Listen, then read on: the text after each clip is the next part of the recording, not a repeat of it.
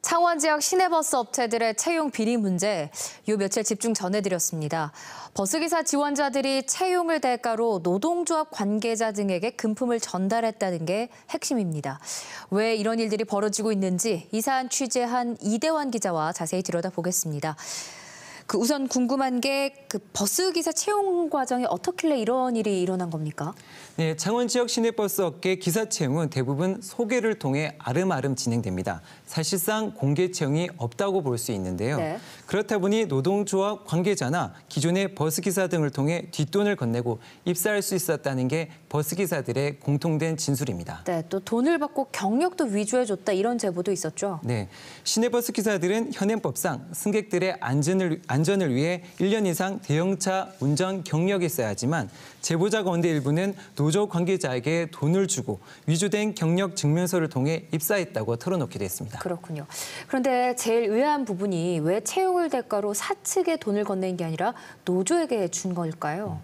가장 큰 이유는 막강한 노조 지부장의 권한 때문인데요. 네. 국내 일반 사업장의 경우 노조 조직률이 10% 안팎입니다. 그런데 버스업계의 경우 특이하게 90%가 넘습니다. 그러니까 쉽게 말해서 노동조합의 입김이 세다 이렇게 이해할 수가 있겠네요. 네, 그렇습니다. 통상 3년 임기로 선출되는 노조 지부장은 입사자 추천부터 징계권, 배차 관리권 등 막강한 지위와 권한을 사실상 가지고 있는데요.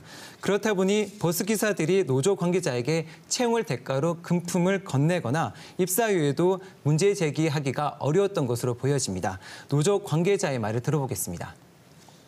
신규 입사자들 같은 경우에는 이렇게 달라면 달라는 대로 줄 수밖에 없고 시키는 대로 시킬 밖에 없는데 그 주체가 바로 노조조합, 노조 지부장들이 직접적으로 그런 것들을 형성하고 있어서 그것을 바른 말 하게 되면 해고 위험을 감수할 수밖에 없다는 것입니다.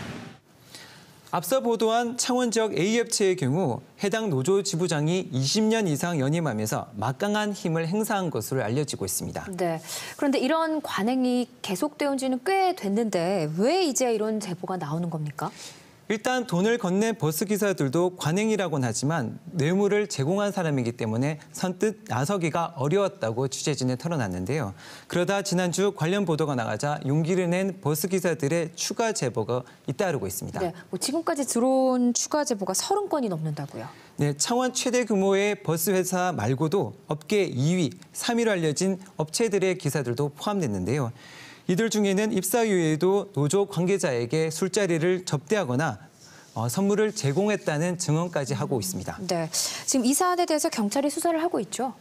네, 이 사건에 대한 수사는 지금 창원 중구경찰서에서 진행되고 있는데요. 수사 인력을 보강해서 현재 버스기사 9명에 대한 조사를 끝내는 등 본격적인 수사에 착수한 상황에서 빠르면 다음 주쯤 피고발에 대한 조사도 이루어질 전망입니다. 네, 여기까지 듣겠습니다. 이대환 기자였습니다.